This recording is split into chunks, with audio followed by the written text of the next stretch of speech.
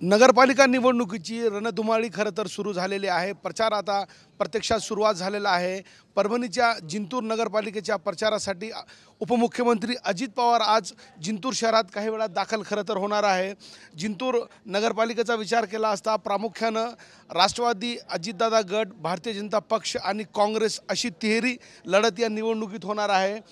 पालकमंत्री मेघना बोर्डीकर आणि माजी आमदार विजय भांबळे यांची खरं तर प्रतिष्ठा या ठिकाणी पणाला लागलेली आपण या ठिकाणी पाहतोय।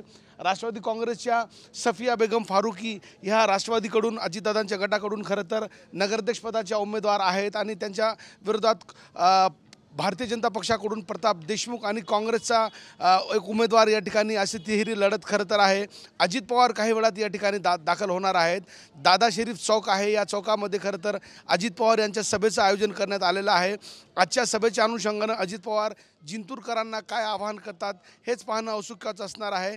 तुर्तास अजित पवार यांच्या सभेची तयारी खरं तर अंतिम टप्प्यात आहे। काही वेळात अजित पवार यांची सभा जिंतूर येथे पार पडणार आहे। कॅमेरा पर्सन विनोद हुमनाबादकर सह नजीर खान, TV9 मराठी, जिंतूर, परभणी।